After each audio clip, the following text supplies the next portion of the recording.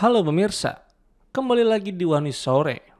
Hari ini, Wani Sore akan merangkum informasi mengenai Presiden Prabowo Subianto yang menegaskan bahwa Indonesia kini tak hanya siap memproduksi mobil nasional, tetapi juga mampu membuat motor buatan dalam negeri.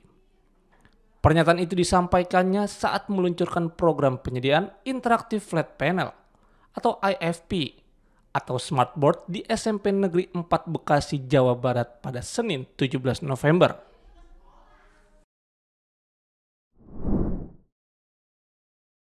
Informasi lainnya pemirsa, Polri menyiapkan 350 personel BRIMOB untuk mendukung misi perdamaian internasional, termasuk kemungkinan penugasan di Gaza jika mendapat mandat dari Perserikatan Bangsa-Bangsa atau PBB. Buset, bangsat.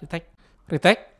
Informasi lainnya pemirsa, Polri menyiapkan 350 personel BRIMOB untuk mendukung misi perdamaian internasional, termasuk kemungkinan penugasan di Gaza jika mendapat mandat dari Perserikatan Bangsa-Bangsa.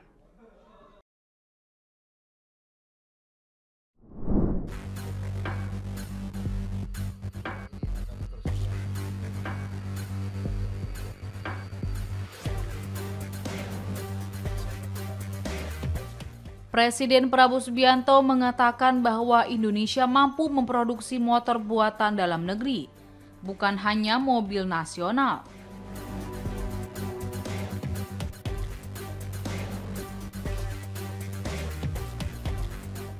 Hal itu disampaikan Prabowo saat meluncurkan program penyediaan interaktif flat panel atau smartboard di SMP Negeri 4 Bekasi, Jawa Barat pada Senin 17 November 2025.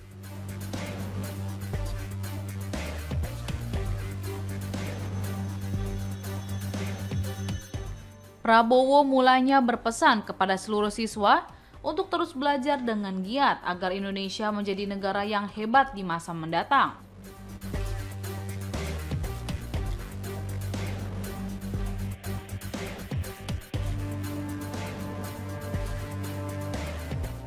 Kemudian, ia menyinggung Indonesia akan mulai memproduksi motor dan mobil nasional.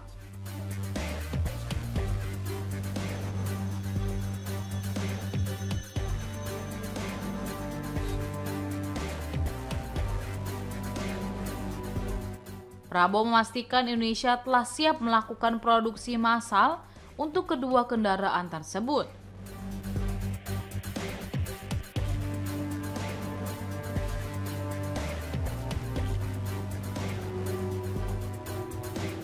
Kendati begitu, ia juga meminta agar tidak ada lagi becak yang menggunakan kekuatan manusia.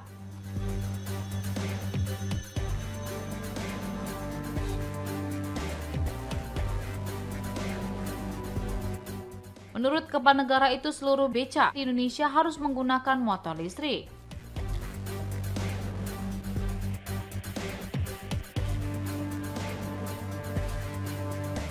Lalu, Prabowo meminta kepada kementerian terkait menyusun skema komprehensif untuk memastikan transformasi ini berjalan terarah.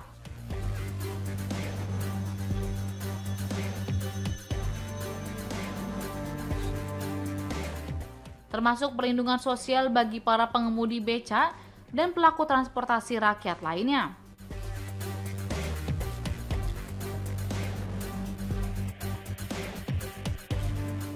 Prabowo juga meminta jajaran menterinya untuk memikirkan rencana realisasi ke depan.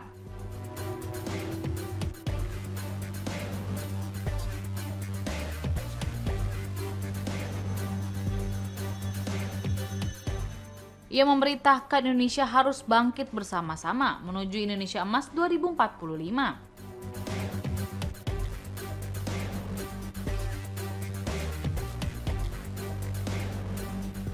Sebelumnya, Prabowo pernah menyatakan Indonesia ditargetkan bisa memproduksi mobil nasional 3 tahun lagi.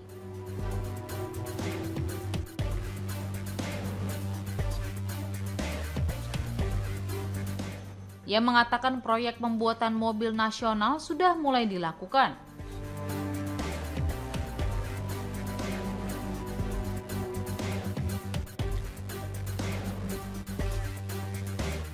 Hal itu diungkapkan Prabowo dalam sidang kabinet paripurna yang dilakukan 20 Oktober lalu, tepat saat dia memperingati 1 tahun usia pemerintahannya.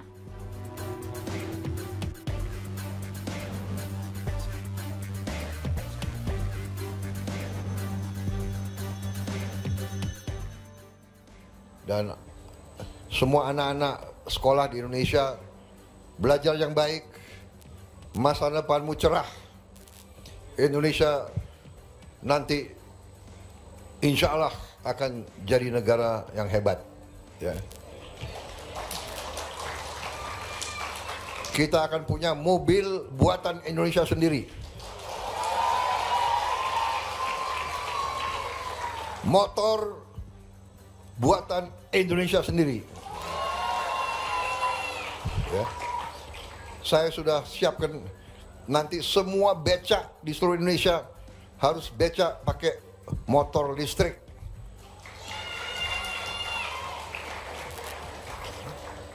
Nggak boleh lagi ada pengemudi becak usianya di atas 70 tahun. Ya.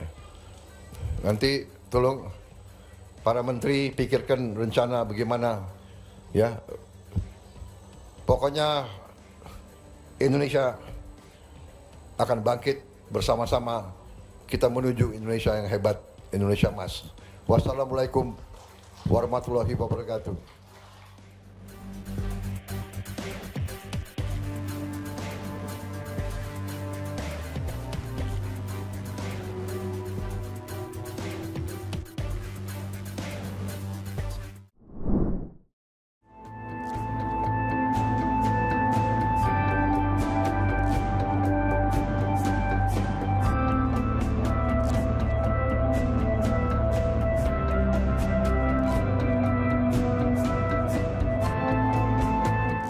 Pengamat politik sekaligus akademisi Rocky Gerung menilai bahwa polemik ijazah mantan Presiden Joko Widodo atau Jokowi memasuki fase baru setelah sejumlah pihak ditetapkan sebagai tersangka, diantaranya Roy Suryo CS.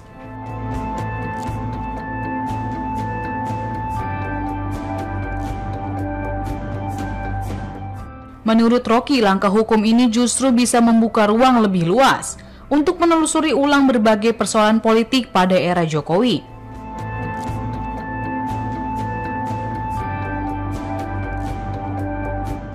Hal ini disampaikan oleh Rocky Gerung di kanal YouTube miliknya pada Senin 17 November 2025.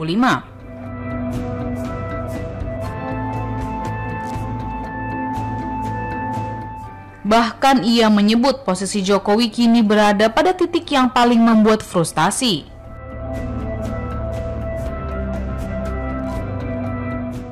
Rocky mengatakan publik akhirnya menuntut Jokowi untuk bersuara langsung mengenai status ijazahnya.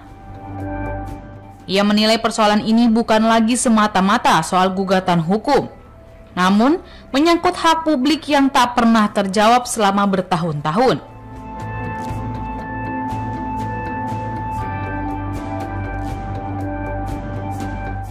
Rocky juga menyinggung bahwa isu ini muncul ketika Jokowi masih menjabat sebagai kepala negara.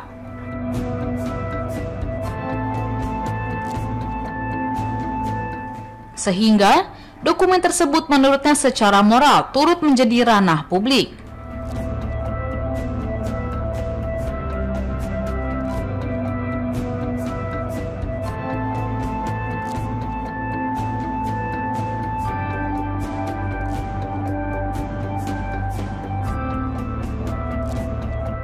Rocky berpendapat bahwa polemik ijazah Jokowi telah menyeret berbagai isu lainnya, termasuk tudingan terhadap ijazah putranya, Gibran Raka Buming Raka. Ia menyebut dinamika ini memicu keadaan psikologis baru bagi keluarga Jokowi.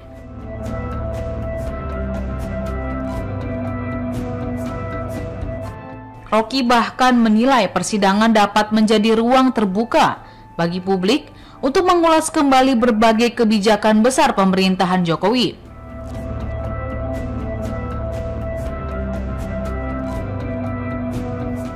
Seperti proyek kereta cepat Wush, Ibu Kota Nusantara atau IKN, hingga konsistensi pernyataan pemerintah selama 10 tahun terakhir.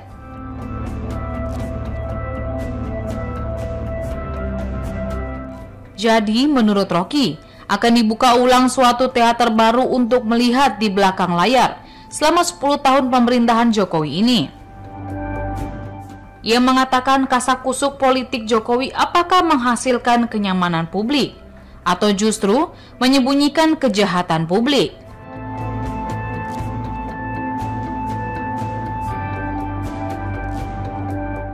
Oleh sebab itu, Rocky menganggap bahwa pengadilan isu ijazah ini yang akan membuka kotak Pandora. Karena menurut Rocky sangat mungkin untuk menimbang keuntungan secara finansial melalui proyek-proyek dan segala macamnya.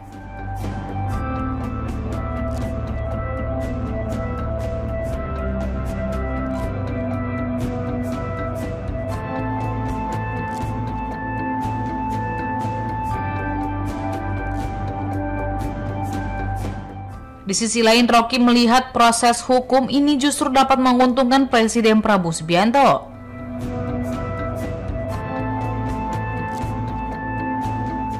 Menurutnya, ketika kasus telah resmi masuk ranah penyidikan, Prabowo dapat menjaga jarak politik dan terhindar dari tudingan melindungi Jokowi. Ia menyebut situasi ini sebagai blessing in disguise bagi Prabowo, karena pengadilan memberi ruang bagi presiden baru untuk menegaskan komitmen pada proses hukum tanpa perlu terlibat dalam kontroversi masa lalu.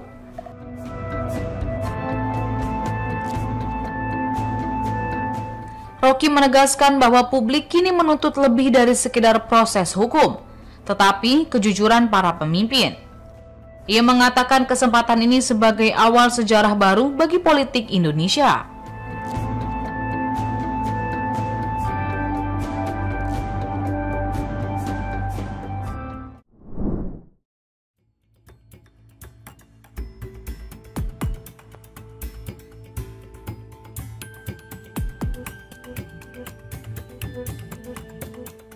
Tersangka kasus dugaan manipulasi dokumen elektronik, yakni pakar telematika Roy Suryo, ahli digital forensik Rismon Hasiholan Sianipar.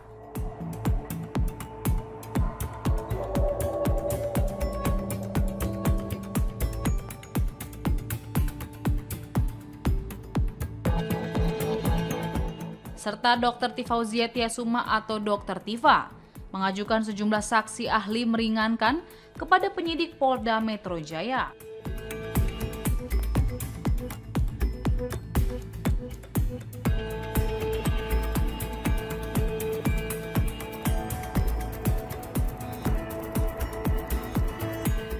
Langkah ini diajukan sebagai bagian dari pembelaan atas tudingan kasus ijazah palsu Presiden ke-7 RI Joko Widodo atau Jokowi.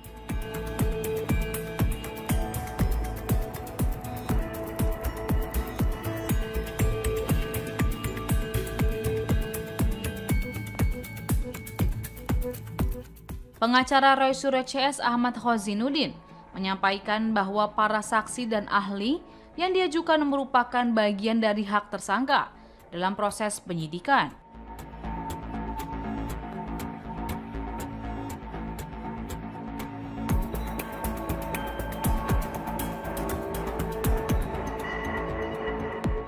Khozinuddin menjelaskan beberapa nama ahli yang diusulkan antara lain ahli bahasa linguistik forensik Profesor Aceng Ruhendi Fahrullah dari UPI Bandung,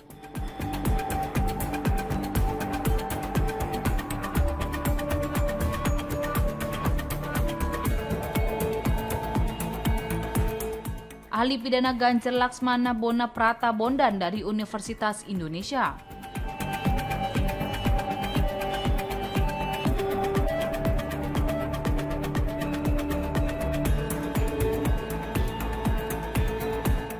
lalu ahli pidana Dr. Asmi Syahputra dari Universitas Trisakti, serta ahli IT Profesor Henry Subiakto dari Universitas Erlangga.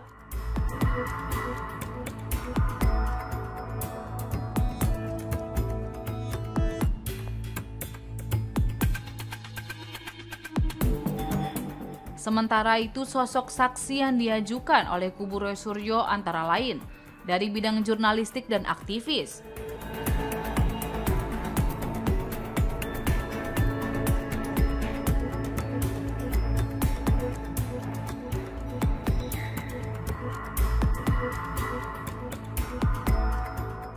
Terdapat 2 saksi yakni Bambang Harimurti, seorang jurnalis senior atau mantan pimpinan Tempo.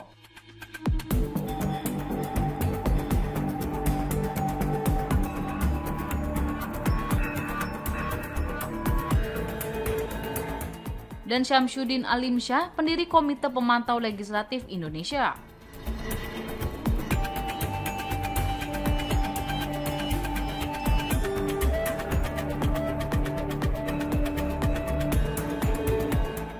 Di sisi lain, Kabid Humas Polda Metro Jaya, Kombes Budi Hermanto, menuturkan saat ini penyidik masih berproses untuk memanggil ahli dan saksi tersebut.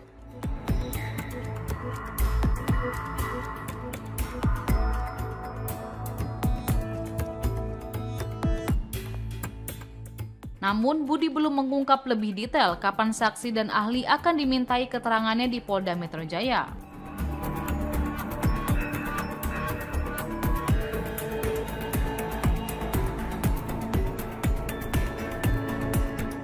Pada konferensi pers pasca pemeriksaan Roy Suryo CS di Reskrimum Polda Metro Jaya, Kombes Iman Imanuddin menyebut penyidik menyatakan menjunjung tinggi undang-undang yang mengatur dalam proses pemeriksaan tersangka.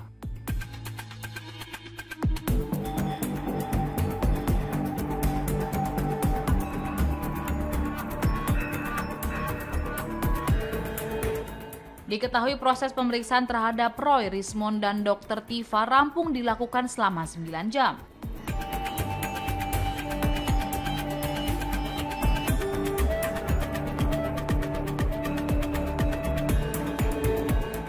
Penyidik mengajukan 134 pertanyaan terhadap Roy Suryo, 157 pertanyaan terhadap Rismond Sianipar, dan 86 pertanyaan terhadap Dr. Tifa.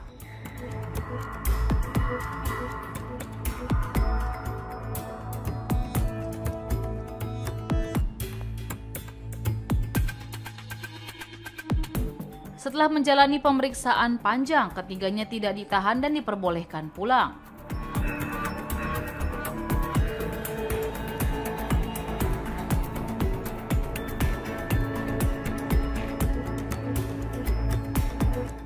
Iman mengungkap salah satu alasan penyidik tidak melakukan penahanan terhadap ketiga tersangka.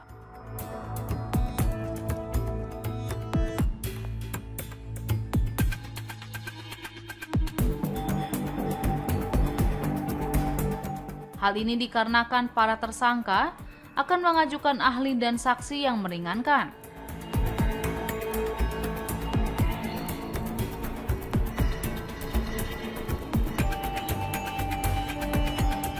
Sementara itu masih ada 5 tersangka dalam klaster pertama, antara lain Egy Sujana, Kurniatri Rohyani, Damai Hadi Lubis, Rustam Effendi, dan Muhammad Rizal Fadilah yang belum diperiksa.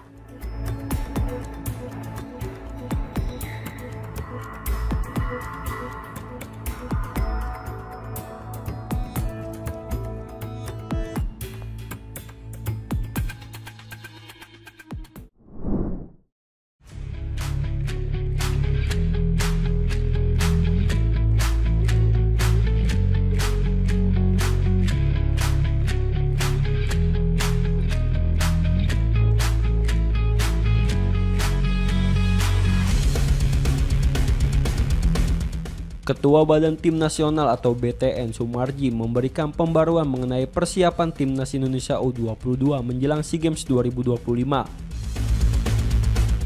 Menurutnya, beberapa pemain muda yang berkarir di luar negeri kini tengah menyelesaikan proses perizinan dengan klub masing-masing sebelum dapat bergabung dengan skuad Garuda Muda. Sumarji menyebut komunikasi dengan klub gelandang Garuda AS Trencin terkait pemanggilan Marcelino Ferdinand berlangsung positif. Ia memastikan jadwal keberangkatan pemain berusia 21 tahun itu sudah disusun dan tinggal menunggu persetujuan akhir. Nantinya, Marcelino tidak akan mengikuti pemusatan latihan di tanah air dan dijadwalkan langsung bergabung dengan tim di Thailand. Lebih lanjut, Sumarji menegaskan bahwa skuad Garuda Muda akan berangkat ke Thailand pada 27 November 2025 sebagai bagian dari rangkaian persiapan menuju pesta olahraga terbesar se-Asia Tenggara tersebut. Ia pun optimis pemain-pemain diaspora dapat berkontribusi maksimal di bawah komando pelatih Indra Sapri.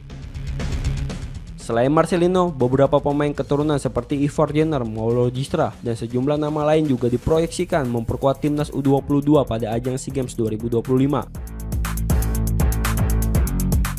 SEA Games 2025 akan menjadi penampilan ketiga Marcelino di ajang tersebut, setelah sebelumnya bermain pada edisi 2021 dan 2023. Dari dua edisi itu, ia berhasil mempersembahkan medali perunggu dan emas. Pemain berusia 21 tahun itu telah mencatatkan 11 penampilan, 4 gol, dan 2 assist bersama Garuda Muda. Indonesia akan berlaga di grup C bersama Myanmar, Filipina, dan Singapura.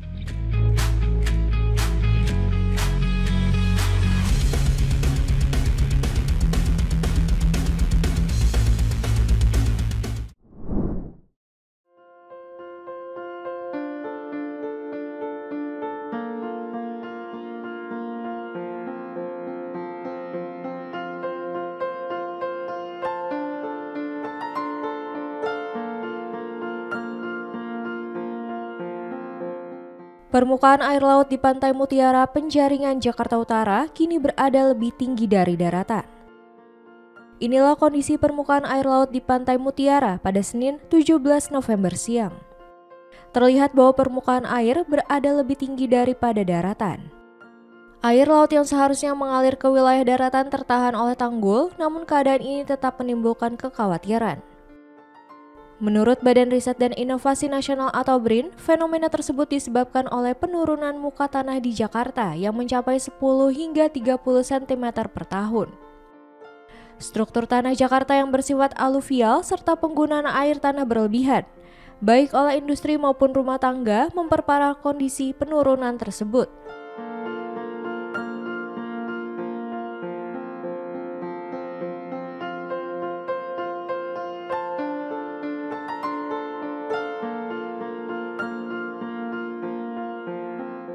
Baik, terima kasih atas kesempatannya.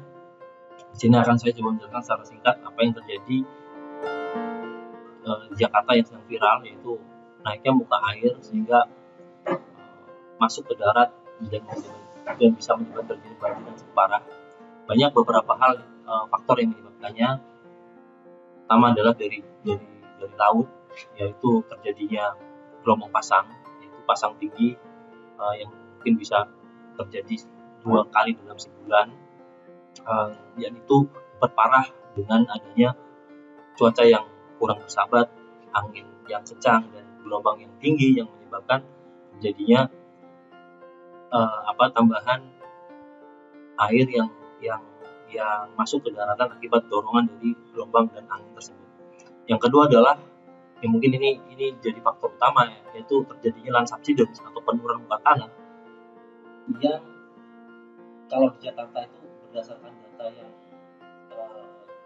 kita lihat itu bisa mencapai hampir 30 cm per tahun. Dan itu menyebabkan banyak hal. Pertama adalah dari kondisi tanah Jakarta yang memang lunaknya itu aluvial, ya. Jadi secara alami akan terjadi kompaksi atau penurunan atau pemadatan di tanah tersebut. Jadi tanah itu memang secara alami akan turun. Dan itu diperparah dengan adanya pengambilan muka air yang berlebihan industri atau dari rumah tangga. Hal lain adalah untuk bangunan yang masif di Jakarta, ya, yang itu menambah beban tanah Jakarta sehingga penurunannya akan semakin cepat. Kemudian bagaimana sih penanganannya? Ada beberapa hal yang biasanya dilakukan adalah dengan pemasangan structures, misalkan seawall atau tembok laut, ya. Kita pasang tembok di sepanjang pesisir sehingga dan impermeable atau air itu tidak bisa masuk, sehingga air yang tinggi itu akan tertahan oleh tembok. Dan itu perlu kita tinggikan dalam setiap beberapa tahun kita tinggikan. Jadi kita analisa berapa sih kenaikan air akibat dari pasang misalkan. Dari situ kita bisa estimasi berapa tinggi tembok yang perlu kita bangun atau beberapa penambangan yang bisa menahan air juga.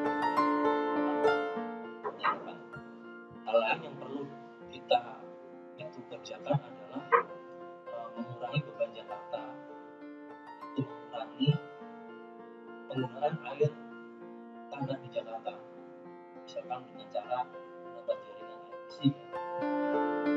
Ketiga, itu dengan pipa air PDAM, atau juga dengan cara drainase vertikal, yaitu sumur resapan yang bisa merecharge air tanah sehingga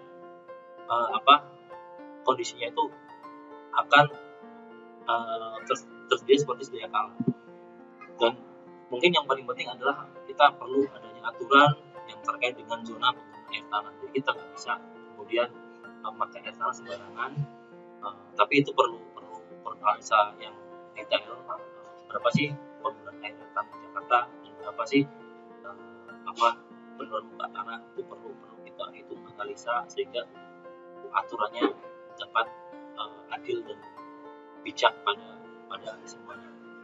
Kemudian yang ketiga adalah kita bisa juga melakukan survey solution, ya, misalkan penanaman mangrove di depan garis pantai, sehingga gelombang itu akan pecah jauh di garis pantai, jauh dari garis pantai, ya, sehingga air itu tidak masuk ke dalam darat. Mungkin itu. Selain itu, mantan Gubernur DKI Jakarta Basuki Cahayapurnama atau Ahok memprediksi bahwa jika tanggul laut di Pantai Mutiara jebol pada saat air pasang, banjir berpotensi meluas hingga pusat Jakarta termasuk kawasan Monas. Sementara itu, Gubernur DKI Jakarta Pramono Anung sempat merespons prediksi Ahok tersebut. Pramono pada Sabtu 15 November hanya berharap perhitungan yang disampaikan Ahok tidak terbukti. Ia tak memberikan penjelasan lebih lanjut mengenai hal tersebut. Jika tidak ditangani dengan langkah mitigasi yang komprehensif, Jakarta akan menghadapi ancaman tenggelam yang semakin serius di masa mendatang.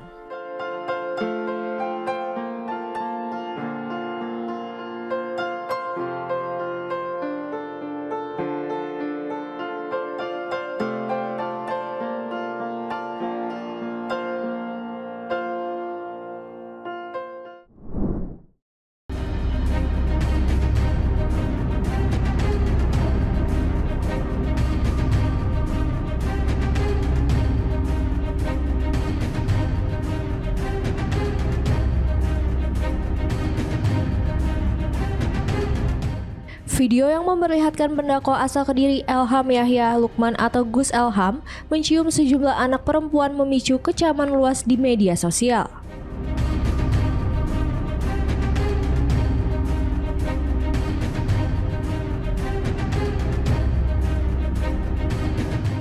Aksi tersebut dinilai publik sebagai perilaku yang tidak pantas, terlebih dilakukan oleh figur yang memiliki posisi sebagai pemuka agama.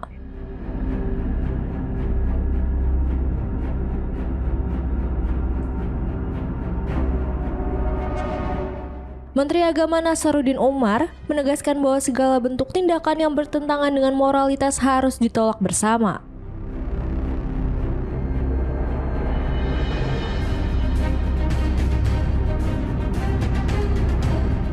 Meski demikian, Nasaruddin mengatakan pihaknya belum dapat menjatuhkan sanksi kepada Gus Elham karena proses kajian dan penyelidikan masih berjalan.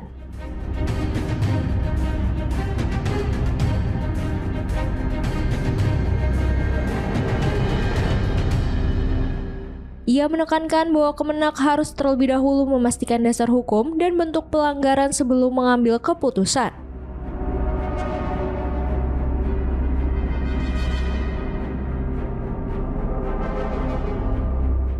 Ia juga menambahkan bahwa kementeriannya berkomitmen menyelesaikan berbagai persoalan yang tengah menjadi sorotan publik.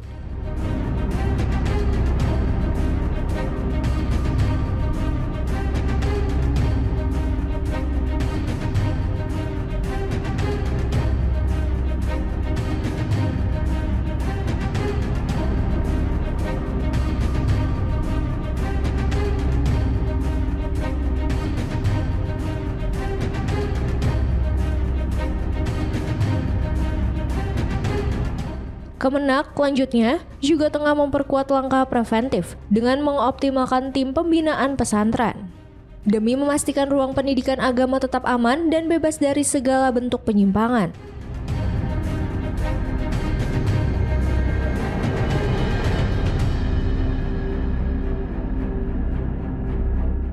Sebelumnya, Wakil Menteri Agama Romo Muhammad Syafi'i juga turut buka suara terkait kontroversi Gus Elham.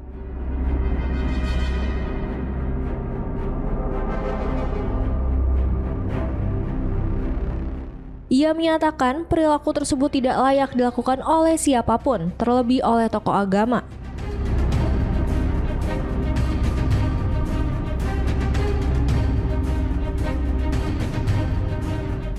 Merespons kontroversi yang berkembang, Gus Elham akhirnya buka suara dan menyebut video yang beredar merupakan konten lama yang telah dihapus dari seluruh platform media sosial.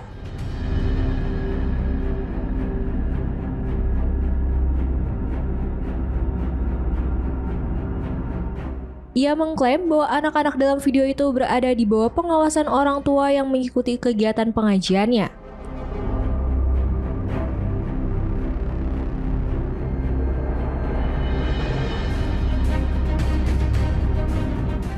Gus Elham juga menyampaikan permintaan maaf kepada masyarakat serta mengakui tindakannya menimbulkan keresahan dan menyebut hal tersebut sebagai kekhilafan pribadi.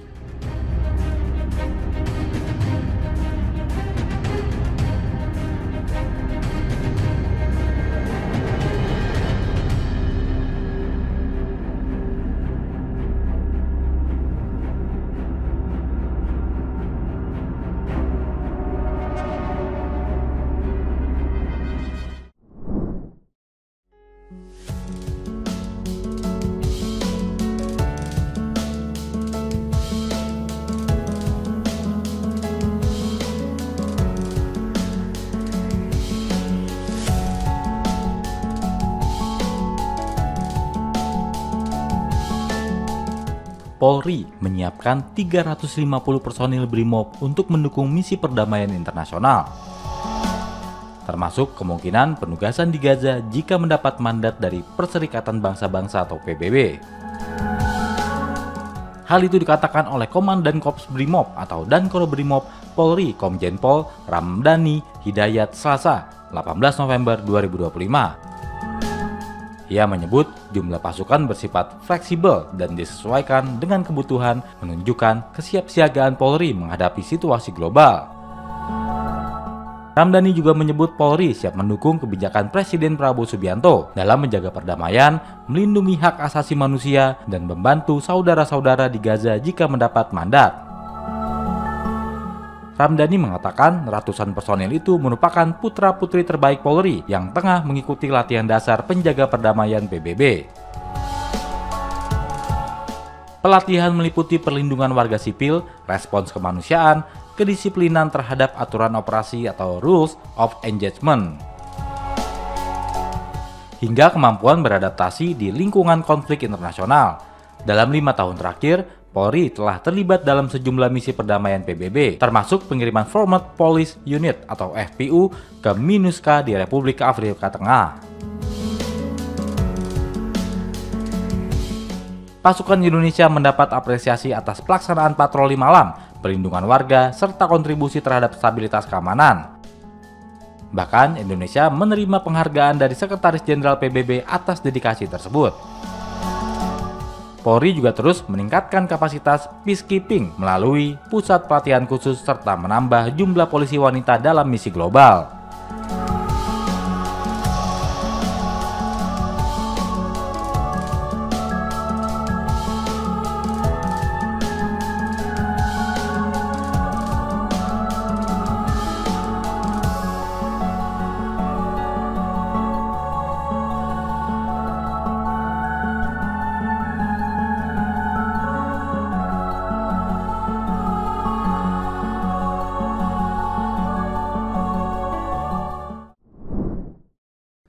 Demikian informasi yang dapat kami sampaikan pemirsa. Terima kasih telah bergabung bersama kami. Sampai jumpa di Wani Sore berikutnya. Setiap hari pukul 7 malam hanya di kanal YouTube TV One Newscom.